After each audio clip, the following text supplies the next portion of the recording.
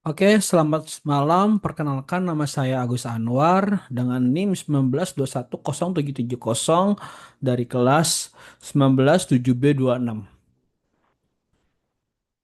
Pada kesempatan kali ini saya akan mempresentasikan ujian akhir saya dari mata kuliah Audit Sistem Informasi dengan judul Audit Tata Kelola Infrastruktur Jaringan pada PT Indo Bahagia menggunakan COVID 4.1 domain DS3, DS5, dan MS1. Oke, bab 1 pendahuluan. Latar belakang. Perkembangan teknologi informasi mendorong perusahaan untuk memanfaatkan infrastruktur jaringan dalam mendukung aktivitas operasional bisnis. PT Indo Bahagia sebagai perusahaan yang bergerak di bidang properti menggunakan infrastruktur jaringan berbasis Ryuji Reye untuk mendukung komunikasi dan akses internet perusahaan. Oleh karena itu, diperlukan audit terhadap tata kelola infrastruktur jaringan guna mengevaluasi aspek kinerja, keamanan, dan monitoring jaringan. Audit dilakukan menggunakan framework COVID 4.1 pada domain DS3, DS5, dan MS1 untuk mengetahui tingkat kematangan pengelola jaringan serta memberikan rekomendasi perbaikan yang diperlukan.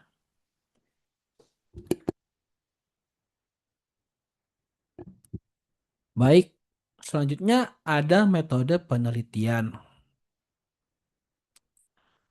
Penelitian ini menggunakan metode audit sistem informasi dengan framework COVID 4.1 pada domain DS3, DS5, dan MS1. Data dikumpulkan melalui observasi, wawancara, kuesioner, dan studi literatur. Selanjutnya, data diolah menggunakan maturity level dan gap analysis untuk mengetahui tingkat kematangan tata kelola infrastruktur jaringan serta memberikan rekomendasi perbaikan yang diperlukan.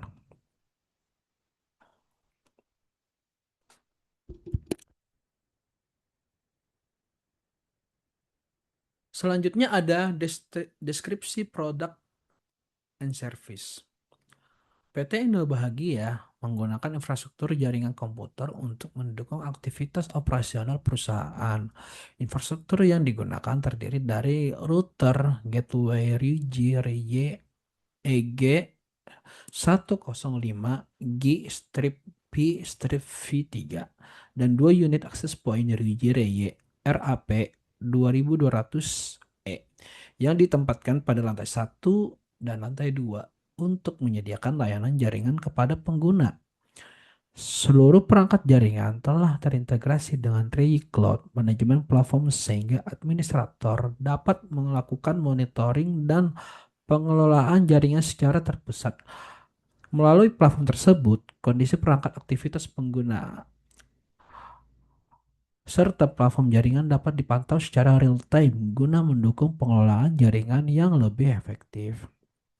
Berikut merupakan tampilan Ray Cloud Management Platform yang digunakan untuk melakukan monitoring dan pengelolaan infrastruktur jaringan pada PT Indo Bahagia. Di sini di gambar nomor 1 ada dashboard monitoring Ray Cloud. Kurang lebih tampilannya seperti ini. Ini ada tampilannya yang di sini ada grafik yang mana menunjukkan client summary yaitu total klien yang terhubung ke dalam jaringan dalam kurun waktu tertentu, dan ada traffic summary yaitu em, yang menggambarkan sebuah grafik traffic dalam kurun waktu tertentu, dan di bawahnya ada 2,4 GHz atau 5 GHz statik, dan selanjutnya ada kekuatan sinyal statik seperti itu, dan masih ada yang lainnya ke bawah kalau kita scroll ke bawahnya. Dan gambar nomor 2 sini ada tampilan yaitu gambar topologi infrastruktur jaringan. Kurang lebih seperti ini untuk topologinya. Di sini yang gambar bola dunia ini dia adalah ISP. penyedia layanan internetnya, main linknya kita sebut, dan terhubung langsung ke router kita yang menjadi yang kita jadikan sebuah gateway. Di sini kita mengatur semua IP dan VLAN. Kita memanage VLAN di sini, yang mana akan kita salurkan ke akses point kita, yaitu ada lantai satu dan lantai dua untuk akses pointnya. Dan di sini gambar ketiga ada monitoring perangkat dan pengguna jaringan. Di sini ada di bagian device ini adalah perangkat yang terintegrasi ke dalam Luigi Cloud. Ada apa aja perangkat kita seperti yang ada di topologi tadi, yaitu ada router yang berfungsi sebagai gateway, habis itu ada akses point lantai satu dan akses point lantai dua seperti itu. Dengan tampilan di sini juga ada IP manajemennya, ada kliennya yang terhubung dan lain sebagainya. Dan di gambar keempat di sini ada monitoring perangkat dan pengguna jaringan.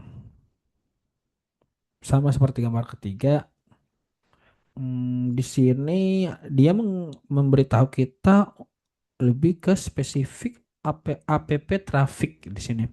Bisa kita lihat penggunaan traffic secara detail, entah itu dalam untuk apa, dalam bermain, entertainment, communication, data bank, shopping dan lain sebagainya. Dan di sini untuk aplikasi-aplikasi yang dengan traffic tertinggi seperti Roblox, di sini salah satunya paling tinggi penggunaan traffic untuk Roblox. Ada yang lainnya, ada Facebook, TikTok dan lain sebagainya ke bawahnya seperti itu.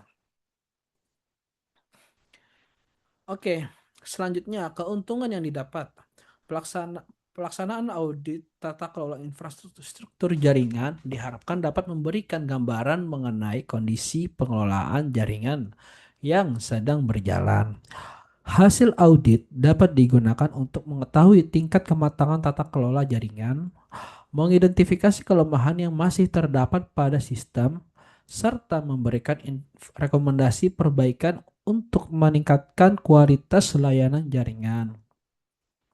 Adapun manfaat yang diperoleh dari pelaksanaan audit ini adalah yang pertama, mengetahui tingkat kematangan atau maturity level pada tata kelola infrastruktur jaringan. Yang kedua, mengidentifikasikan kelemahan dan risiko pada pengelolaan jaringan. Yang ketiga, mengevaluasi aspek kinerja, keamanan, dan monitoring jaringan. Yang keempat, memberikan rekomendasi perbaikan terhadap infrastruktur jaringan. Dan yang terakhir, mendukung peningkatan efektivitas dan keamanan penggunaan teknologi informasi.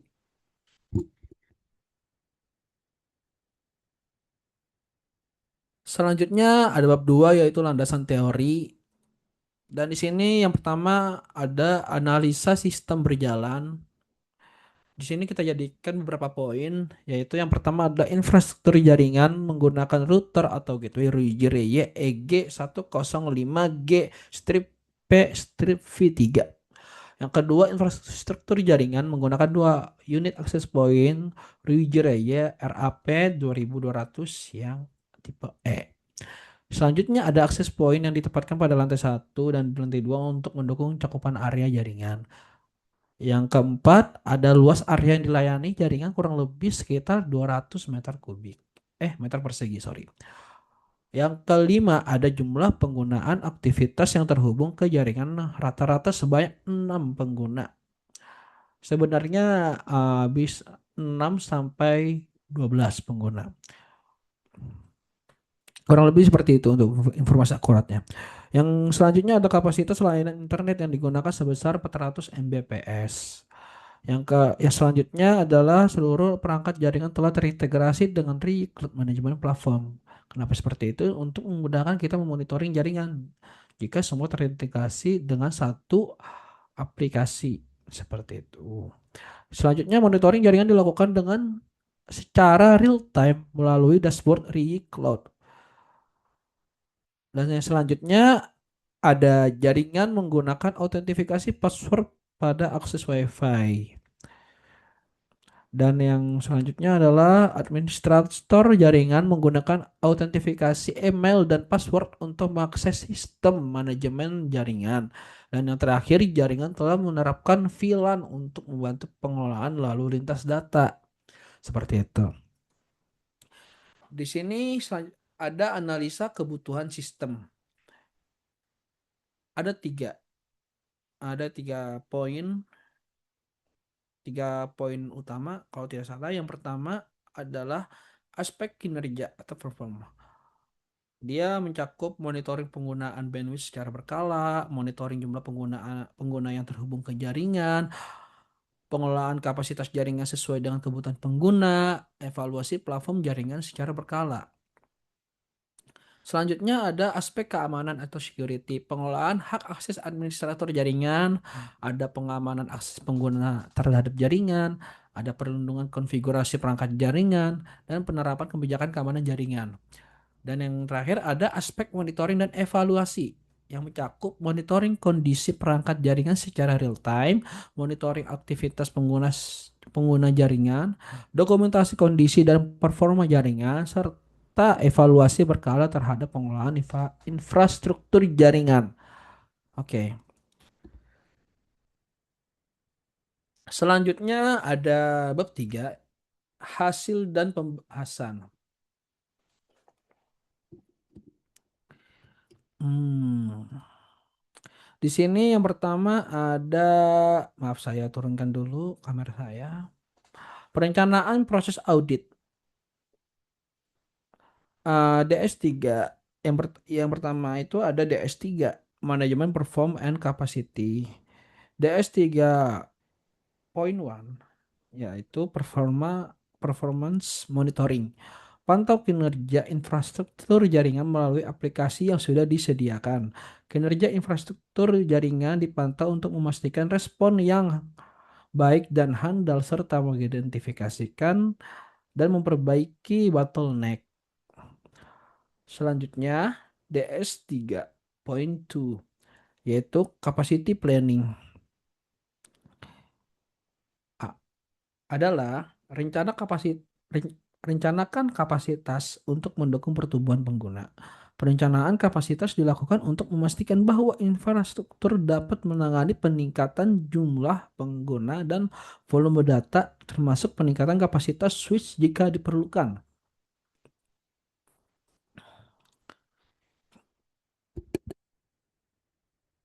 Selanjutnya ada DS5, Ensure System Security. DS5.1 yaitu Security Policy and Standard adalah yaitu tetapkan kebijakan dan standar keamanan. Kebijakan keamanan data untuk infrastruktur jaringan mencakup package filtering and access control, SPI, application layer, filtering, NAT, VPN gateway, logging, auditing, and terminal, and telemetry. Dan selanjutnya ada DS5.2 ya, security monitoring adalah yaitu pantau dan tangani insiden keamanan. Sistem pemantauan keamanan harus diterapkan. Maaf, saya geser dulu. Sorry, saya ulang lagi, maaf. Pantau dan tangani insiden keamanan.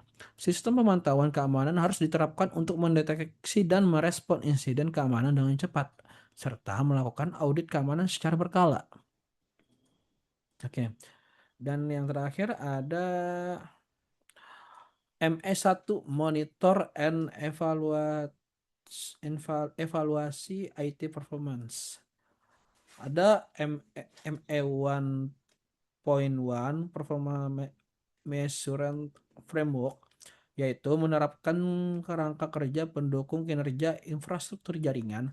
Pengukuran dilakukan menggunakan indikator seperti ketersediaan jaringan atau dalam kurung network availability, penggunaan bandwidth, jumlah pengguna yang terhubung, stabilitas koneksi, serta kondisi perangkat jaringan. Pengukuran ini bertujuan untuk memastikan bahwa infrastruktur jaringan mampu mendukung kebutuhan operasional perusahaan secara optimal.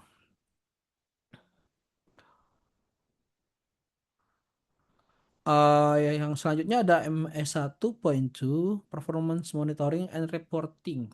Melakukan pemantauan dan pelaporan kinerja infrastruktur jaringan secara berkala.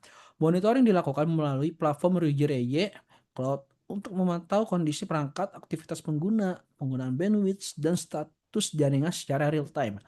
Hasil monitoring dapat dilakukan sebagai bahan evaluasi untuk meningkatkan kualitas layanan dan mendukung pengambilan keputusan terkait pengelolaan infrastruktur jaringan.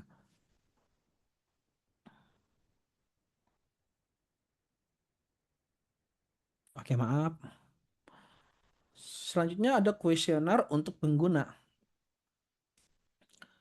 Yang pertama ada nama kontrol yaitu DS3 Management Performance and Capacity. Tujuan audit mengevaluasi kestabilan performa koneksi internet dan kecukupan kapasitas perangkat jaringan, switch dalam kurung switch or access point dalam mendukung aktivitas operasional. Di sini ada tabel subdomain yaitu DS3.1 yaitu performance monitoring, dan yang kedua ada DS3.2 capacity planning. Pertanyaan yang pertama adalah bagaimana kestabilan kecepatan dan performa internet yang digunakan organisasi saat ini dalam menyelesaikan pekerjaan sehari-hari. Dan pertanyaan yang kedua, apakah kapasitas perangkat dan kemampuan sistem saat ini sudah mencukupi untuk menampung seluruh beban kerja dan data organisasi? Oke, selanjutnya ada eh, di sini ada nama kontrol yaitu untuk DS5 Ensure System Security. Tujuan audit menilai efektivitas standarisasi kebijakan keamanan sistem dan konsistensi pengawasan terhadap infrastruktur jaringan organisasi. Di sini untuk subdomainnya itu ada DS5.1 yaitu Security Policy and Standards, and DS5.2 yaitu Security Monitoring. Dan untuk pertanyaannya yang pertama adalah bagaimana tingkat penerapan aturan dan standar keamanan untuk melindungi infrastruktur jaringan organisasi saat ini. Dan pertanyaan nomor dua adalah, apakah saat ini sudah dilakukan pemantauan dan pengawasan berkala terhadap lalu lintas jaringan untuk mendeteksi adanya aktivitas mencurigakan atau gangguan keamanan? Dan yang terakhir ada nama kontrolnya yaitu ME1 Monitor and Evaluate IT Performance.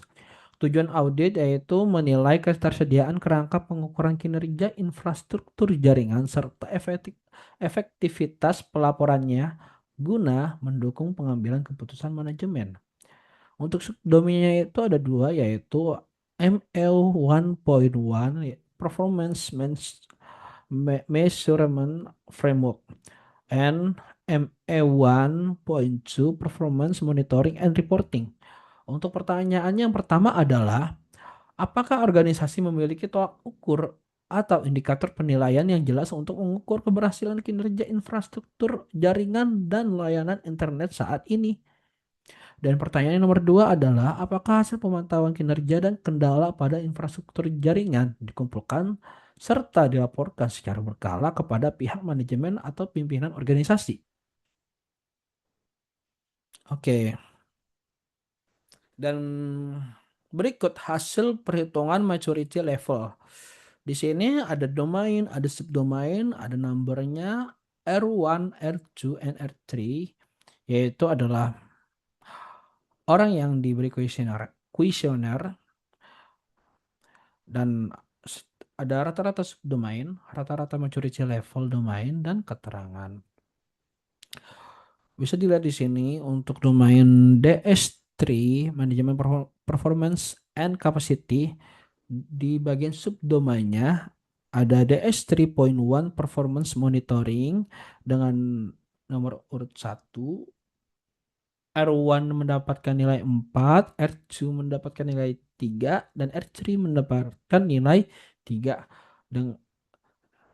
Dengan rata-rata subdomain 3,33. Dan untuk subdomain DS3.2 capacity planning yang nomor 2, dia untuk R1-nya mendapatkan poin 5, R2-nya mendapatkan poin 4, dan R3-nya mendapatkan poin 4 dengan rata-rata subdomain yaitu 4,33. Sehingga untuk rata-rata maturity level domainnya ada di angka 3,83 dengan keterangan 4 yaitu manage and measurable. Oke. Selanjutnya ada domain DS5 Ensure System Security dengan subdomain DS5.1 yaitu Security Policy and Standard, dan DS5.2 yaitu Security Monitoring. Dengan kita akan membahas untuk yang DS5.1, dia untuk R1-nya dia mendapatkan angka 3, R2-nya mendapatkan angka 2, dan R3-nya mendapatkan angka 2 dengan rata-rata subdomain 2,33.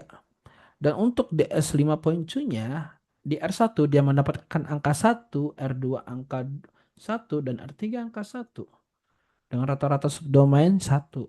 Sehingga rata-rata maturity level domain ada di angka 1,67 dengan keterangan 2 yaitu repeatable but intuitive. Oke. Dan yang terakhir ada ME1 monitoring ME1 monitor and evaluate IT performance dengan subdomain ME1.1 performance measurement framework dan ME1.2 performance monitoring and reporting. Sekarang kita akan melihat ME1.1 dengan R1 mendapatkan angka 3, R2 mendapatkan angka 2, dan R3 mendapatkan angka 3. R3 mendapatkan angka 2 dengan rata-rata subdomain 2,33. Dan untuk ME1.2 dia R1-nya mendapatkan angka 5, R2 angka 4, dan R3 angka 4 dengan rata-rata subdomain 4,33, sehingga rata-rata maturity level domain ada di angka 3,33 dengan keterangan 3 yaitu definite proses. Sehingga untuk rata-rata total dari untuk total dari keseluruhan rata-rata majority level domain jika digabungkan yaitu 2,94 dengan keterangan 3 yaitu definite proses. Oke, selanjutnya ada perhitungan nilai kesenjangan atau gap. Di sini ada domain kita yaitu DS3, DS5, dan MS1. Dengan maturity level di sini ada current maturity, ada expected maturity ya. Dengan current maturity yang DS3 yaitu 3,83, DS5 1,67, dan MS1 dengan current maturity 3,33. Dan untuk expected maturity-nya sama semua yaitu di angka 3.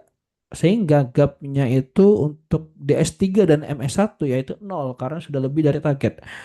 Dan untuk DS5 mempunyai gap sebesar 1,33.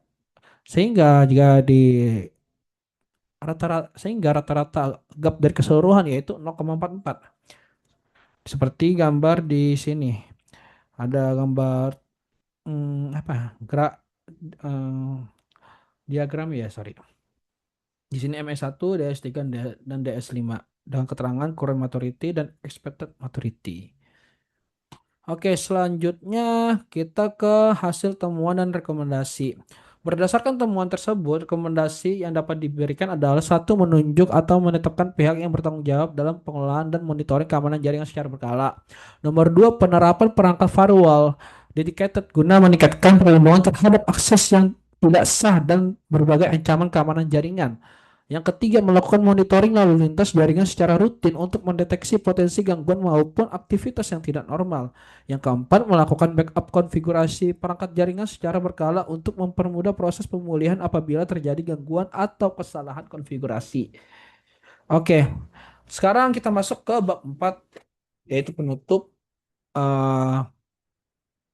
Di sini kesimpulannya, perkembangan teknologi informasi mendorong perusahaan untuk memanfaatkan infrastruktur jaringan dalam mendukung aktivitas operasional bisnis.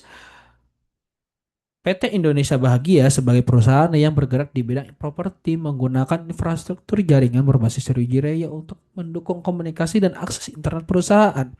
Oleh karena itu, diperlukan audit terhadap tata kelola infrastruktur jaringan guna mengevaluasi aspek kinerja, keamanan, dan monitoring jaringan. Audit dilakukan menggunakan framework COVID 4.1 pada domain DS3, DS5, and ME1 untuk mengetahui tingkat kematangan pengelola jaringan serta memberikan rekomendasi perbaikan yang diperlukan. Eh, bentar, Maaf. Kesimpulan ya. Oh, ini sama. Dan untuk sarannya, kita langsung ke saran aja kalau gitu. Untuk sarannya, berdasarkan hasil audit, saran yang diberikan adalah meningkatkan keamanan jaringan melalui penerapan firewall, monitoring keamanan secara berkala, serta backup konfigurasi perangkat. Selain itu, perlu adanya pengelolaan keamanan yang lebih terstruktur agar risiko gangguan dapat diminimalkan dan kualitas layanan jaringan dapat terus ditingkatkan. Oke, mungkin itu saja dari saya. Sekian dan terima kasih telah mendengarkan presentasi saya pada malam ini. Saya Agus Pak Anwar, pamit undur diri. Assalamualaikum warahmatullahi wabarakatuh.